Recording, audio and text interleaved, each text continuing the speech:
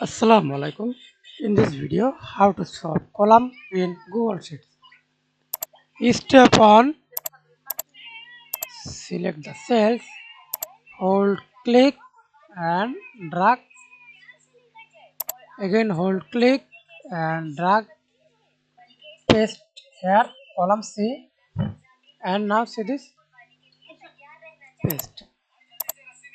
And step 2. Select selected cell, show hand icon, then hold click, move anywhere, or press Ctrl C, right click, cut, press Ctrl V. That's it. Thanks for watching video. Please subscribe to my channel, like, comment, share.